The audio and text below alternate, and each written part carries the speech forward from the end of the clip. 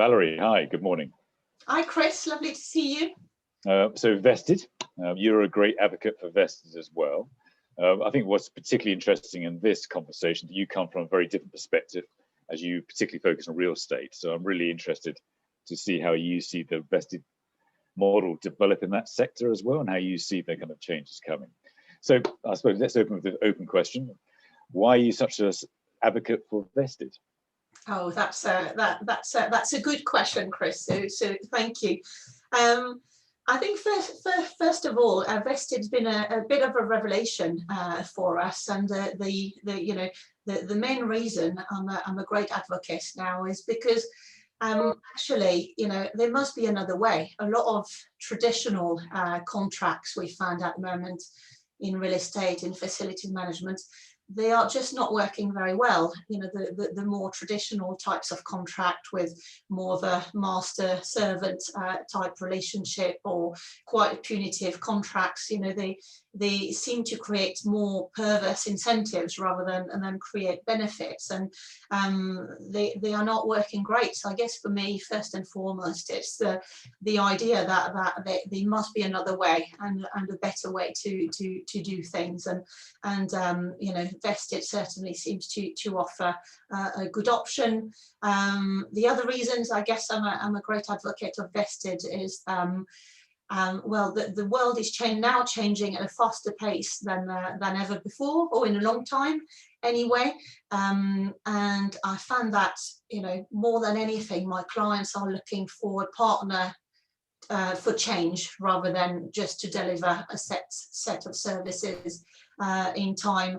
And again, vested provides that framework to partner for a longer journey together and to address change. And then I guess more generally, the vested concepts make sense to me. They're based on pragmatism and behavior economics and all of that good stuff that actually we apply in other areas of our lives, including our personal lives, in terms of how to get on with people. So more than anything, it seems to make sense to me that you could apply some of these principles to a work relationship. I mean, it's really quite an exciting time, isn't it? Because people do want something different to what's gone on before. And people do want greater trust and greater partnership. Probably there's a whole sense there's a real movement beginning to happen. Is that fair? You're seeing that too?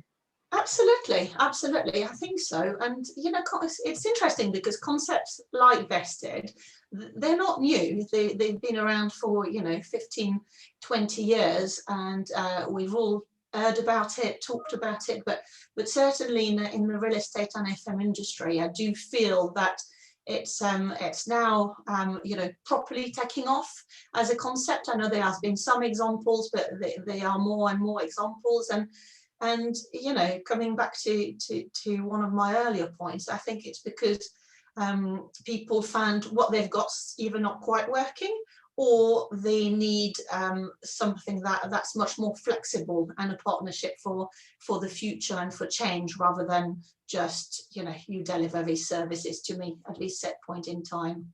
But the lovely thing about vested, isn't it, is the core of it is about behaviours and people, and there's actually placing those basic pillars back into the forefront of a relationship. Is that fair? Oh, absolutely. It's and in fact, it really is, to a certain extent, the hard thing to solve is it's all about behaviours. So there's so much more to vested than just the behavioural aspects. But if you don't get that right to start with, you will never get there. So it's a change in philosophy, it's a change in approach and ways of working. And you absolutely need that trust and that belief, that reciprocity is is a core pillar of your contract. So you need all of that belief, all of that trust, and therefore to unlearn some previous behaviours before you can then move into putting in place a properly vested contract. Now, critics will argue back, but surely we can be trusted. Other consultants will say we can be trusted. Why do we need an approach that focuses so much on trust? Um, because I think it's all around. Otherwise, you don't get the outcomes you set out in the first place. So, you know, if you say, right, I want you to make literally no margin, well, the suppliers will just hide their margin somewhere else. If you say, I'm not going to share any gain with you, well, there probably won't be much gain to start with. So absolutely, critics will argue back, and they might say, oh, you know, I normally use gains theory, for instance, which is the, you know, opposite of vested, isn't it, in my procurement you know, approach. But ultimately, I would say, is that driving the behaviours and the outcome that you want? And I think that we're finding more and more that it doesn't. I think that's right. And have you seen this actually work in practice yourself? We have actually, yes, absolutely. Delighted to say we have. So over the last couple of years at Incendium, as part of a team of advisors, we've been supporting BP in the reprocurement of all of their workplace FM services and also all their real estate services. So at a global level, the first wave of sites is mainly offices with some manufacturing. There's another phase coming on. But yeah, BP made the bold decision to go vested. So we've been with them through that journey, and it's been absolutely, you know, fascinating. We went through the procurement in a vested fashion, and then the mobilisation. The contract was signed late last year.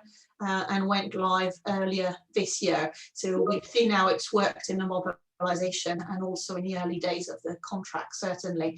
And yes, it's been great to see it work in practice. And what were the challenges that you found as you went through that process? So I think it's back to behaviours and unlearning some of the ways we've all been conditioned, certainly, to run a procurement or set up a relationship. That was I think the main challenge, and that's why it's so important to take the time to do things like you know, assessment for readiness for vested, assessing your current deal, assessing your current behaviours, and then taking the time to do the vested training and go through the case studies and understand. So not just understand the top layer, that sort of makes sense, but you know, really dig deeper. And that's really been the main challenge, not just for on the client side, but client side, you know, supplier side, advisor side, you know, all equal in that respect. That the greatest challenge is to actually really get to understand what vested means and what you do and what you don't do. Because it actually, from conversation, it is going to be a journey, isn't it, still, for quite a while? Because actually, although everyone talks about partnership, there's still a lack of trust. Does this actually mean partnership, or is it actually like kind of just a nice words but not actions? It's definitely a journey. However, what I would say is you've got to set it up right. So in my opinion, you can't start sort of vested or half vested and then say, we're going to move on to it later. Really, for it to work, you need to you know, set it right in the first place. So you've got to set your governance you know, right at the outset. You've got to set your commercial model you know, as a means to go on. You need to define your outcomes, you know, not inputs and so on. So it is definitely a journey, and everyone goes on the journey together, but the principles, the pillars, and the intent has got to be fully set up from the word go. That's fair enough. And what are your hopes for how things now unfold with vested? So that's an interesting question. I would hope that more and more people would become aware more in the detail of how it can work, and that they would look at the BP, the J&J, you know, recent deals of the last 18 months, and you know, learn a bit more about it. Because I think one thing I found with vested, ironically, is most people have heard about it, right? So most people have heard about it. they think they understand it, but actually it's quite a superficial, understanding. So I would hope that more and more people would find out, in a little bit more detail how it might help them, how it differs from a good performance-based contract. For instance, I would hope it would generate some good discussions, and then I guess I would hope that people would then make, an informed decision about whether a good performance-based contract is the best thing for them, or whether vested is the best thing for them, rather than, I guess, trying to do a mix, or not, not being clear from the outset, because it might not be where everyone wants to go, and that's okay. But yeah, the best thing would be, to have a clear vision, and then a clear understanding of the different models and what might work for you. Yeah. And it's fair to say it's not for everyone vested, isn't it? As you just said. No, and I found some clients, we've got some long-term clients, and some are very open and honest with us, and they say, we want a good partnership, but we're not quite ready for for an equal partnership. And it's quite blunt, isn't it? But actually, if you're not, or if it's not in the makeup of your company, then you've got to be honest about that. If at the end of the day you've got a set of services that you want delivered, and you're quite clear what you need when you need it, actually a simpler form of contracting might be better suited to you. So yes, so it might not be suited to you because of the philosophy of your company. And I have had one or two clients say, as much as we like working with our suppliers, that we're just not going to do vested. Equally, others think it's a great concept.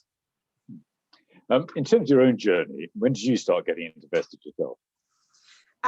So Chris, I would say, probably 10, 15 years ago, I was reading about it, finding out about it, very interested. But if I'm truthful, it's not until we started the journey with BP, and we raised vested as a concept. Then we had Kate Vittersick over for a couple of days just before lockdown started, on one of the BP sites, and so it wasn't until then that certainly myself and Incendium as a company started to go to a greater level of understanding. And as part of that BP journey, some of us in Incendium have been through the full 9-yard training with the University of Tennessee to become certified deal architects. So I would say it's a concept that's interested me for a long time, but I've really got into it in the last couple of years. And I would say doing the training at the same time as supporting and putting in place a live deal has been great in terms of experience and insights. And do you think the pandemic and COVID is acting as a catalyst for change? It's a good question. I think overall it's precipitated a lot of change, certainly in our realistic world that we're already coming, but it's accelerated clients' departure perhaps from major hubs and having more localized approach or more flexible working. So it's been a further catalyst for change in that respect. But then on the other end, it could have been a barrier, right, to running procurements that are massively different, because you've got to do it all virtually, and that's not mean feat. But so it could have been a barrier in that respect, but certainly it's not been my experience. It's vested requires a huge amount of interaction, and that has actually worked really well virtually in my experience. And in some ways, it's leveled the playing field. So rather than having some people with, I guess, a bigger voice in the room and others through video conference, everyone's on video conference. And I think it's given, it gives certainly everyone in the business or from the four corners of the world an equal voice. Now, real estate it's not a market I particularly understand, but it's always viewed, isn't it, as one of the most competitive, ruthless markets. Are you seeing change in that? Because that's probably one of the areas under most pressure as we come through the pandemic. I would say still, certainly very, very competitive and pressured. I would find certainly in the facilities management arena, which is what I do a lot of. Suppliers are, certainly extra keen coming out of the pandemic, certainly to retain existing contracts. And to win more business. So I would say that element of competitiveness and has not gone away. The one shift I'm seeing more and more of, though, are clients and suppliers considering whether they should actually go to market and retender, or should they look at their existing contract. So that applies to the private sector, obviously, not so much in the public where you've got to retender. But so what I am seeing more and more are people actually flipping an existing deal into a new form of partnership, sometimes vested, but not only, and thinking, well, actually,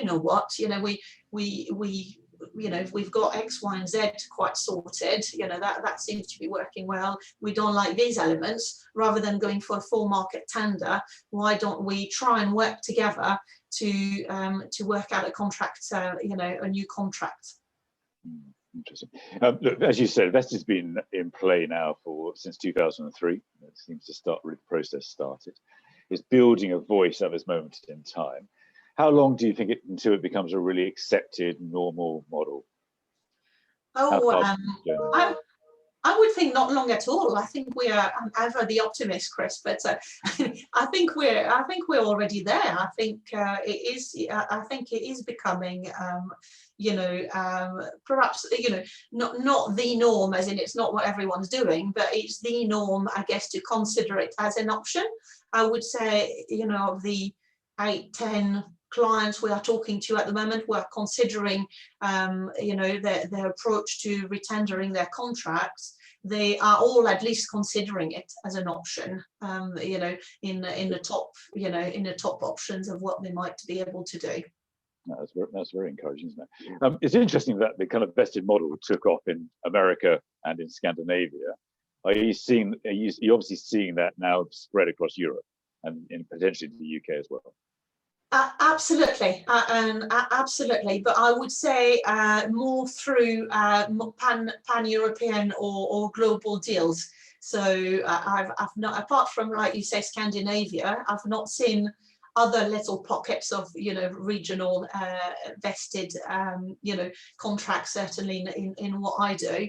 But I would say through multi countries or global projects, absolutely, it is definitely a model that seems to be applicable to all the countries. That's really interesting, isn't it? And I suppose the final bit is it's all about trust, isn't it? Which is a great word. How hard is it to build trust once people get their heads around vested? So there's a great quote from Kate Vitesek. I'm trying to remember what it is. That's right. It's the opposite of what most people say. So typically people would say you have to earn trust, and actually, if you think about it, you probably have to choose trust. And for me, that's a great quote. And again, if you think about it in your life, yes, maybe there's an element of earning it, but largely you've got to choose to trust first, haven't you? And to give that person a chance. So I think first of all, you have got to choose trust. And then the other thing I would say, though, it's all about, you've got to have trust. But it's not all about trust in the sense that a vested contract is a very robust piece of contract with, a very clear commercial model. And, so I think that's a common misconception that vested might be, a more fluffy contract. It absolutely isn't. But it's a contract that's more equal. That's all. So it's a more equal contract, but everything's absolutely defined in your contract. But yes, if you don't have trust to start with, it's probably not going to work. Oh, that's really good. Look, it's been a delight to talk to you today, Valerie. Thank you so much. And look, to me, it seems to be the right way to do business, doesn't it? So. Yeah, absolutely. No, thank you very much, Chris. Thank you for your time. It's a subject I love talking about, as you know, and yes, I think it's definitely a great alternative to doing traditional contracting, and definitely one to watch out for. Oh, thank you so much. Thanks, Chris. Bye bye.